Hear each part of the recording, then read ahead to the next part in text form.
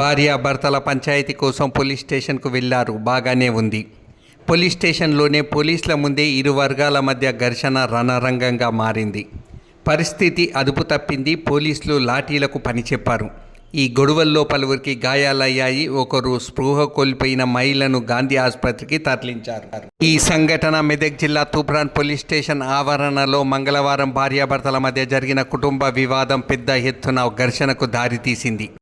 ఇరు వర్గాల మధ్య మాట పెరిగి ఒకరిపై ఒకరు దాడులకు దిగడంతో పరిస్థితి ఉద్రిక్తంగా మారింది. ఈ సంఘటనలో పలువురు గాయపడగా పరిస్థితిని అదుపులోకి తెచ్చేందుకు పోలీసులు లాఠీచార్జి చేయాల్సి వచ్చింది. వివరాల ప్రకారం తూప్రాన్ మున్సిపల్ పరిధిలోని అల్లాపూర్కు చెందిన మన్నె దుర్గయ్య మూడో కుమార్తె జ్యోతిని చేగుంట మండలం రాంపూర్ గ్రామానికి చెందిన కాశబోయిన ఉదయ్ కిరణ్కు 2024లో వివాహం చేశారు.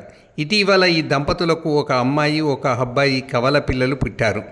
ప్రస్తుతం జ్యోతి బాలింతగా తల్లి ఇంటి వద్ద విశ్రాంతి తీసుకుంటుంది.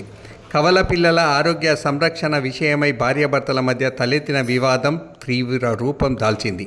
ఈ క్రమంలో భర్త ఉదయ్ కిరణ్ తన భార్య జ్యోతిపై చేయి చేసుకున్నాడని ఆమె తండ్రి మన్నె దుర్గయ్య, అన్న మన్నె నాగరాజు తూప్రాన్ పోలీస్ స్టేషన్లో ఫిర్యాదు చేశారు.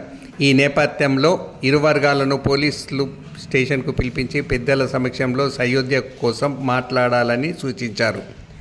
కాగా స్టేషన్లో మాట్లాడుకుంటున్న సమయంలో మాట పెరిగి రెండు వర్గాల మధ్య ఒకరిపై ఒకరు దాడులు చేశారు.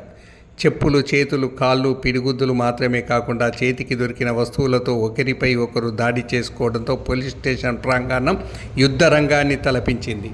ఈ ఘటనపై కేసు నమోదు చేసి దర్యాప్తు కొనసాగిస్తున్నట్లు సమాచారం. తదుపరి విచారణ అనంతరం పోలీసులు ఎలాంటి చర్యలు తీసుకుంటారో చూడాల్సి ఉంది.